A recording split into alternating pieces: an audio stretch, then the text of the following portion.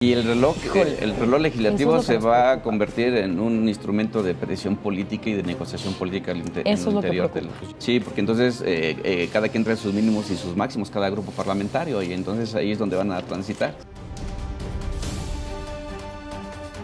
Y gestionar adecuadamente el agua en la Ciudad de México tiene muchas dimensiones. Una de sustentabilidad en el abasto, garantizar el abasto a largo plazo para la ciudad. Otra de calidad y cobertura en el servicio.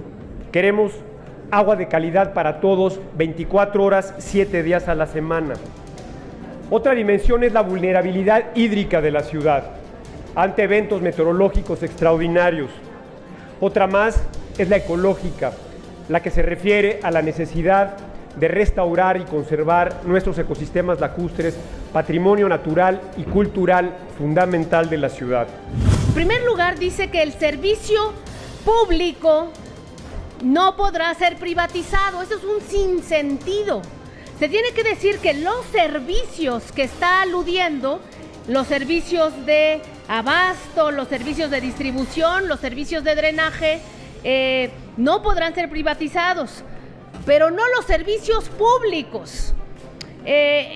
Yo propuse en la mesa de consulta y no fue considerado que quitásemos nada más ese elemento de lo público. Tiene que ser los diversos servicios que incluyen distribución, drenaje, abasto, potabilización. Y un segundo elemento por el cual también me pronuncio en contra es que dejaron fuera de forma también sospechosa el servicio del saneamiento del agua. El saneamiento es importantísimo, porque como todos sabemos, la potabilización implica agua para el consumo doméstico. Nosotros creemos que por prudencia debe manejarse como un órgano público. Hemos añadido todos los problemas que tenían los distintos grupos. El tema de la potabilización, el tema del saneamiento no lo podemos meter completo aquí, porque según la ley las empresas privadas tienen también la obligación del saneamiento. Estamos de regreso en hashtag Asamblea Constituyente.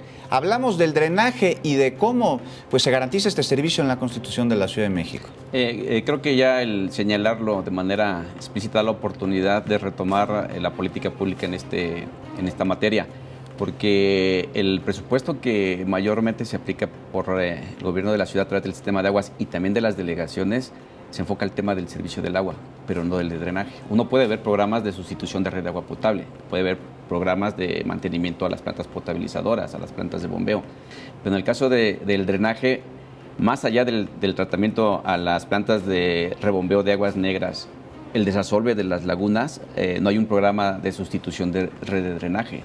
Tenemos el riesgo en esta ciudad de que más de 140 kilómetros de colectores, que son tubos de un diámetro que va más allá de 1,20 hasta 3 metros, puedan colapsar por falta de mantenimiento o por falta de sustitución.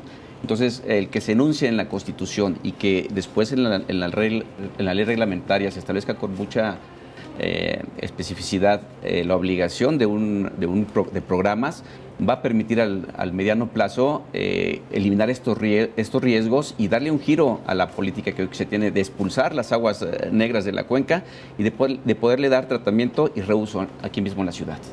Y bueno, con el cambio de Distrito Federal a Ciudad de México, también cambia nuestro gentilicio. Hemos sido defeños por muchos años, ya no lo somos más.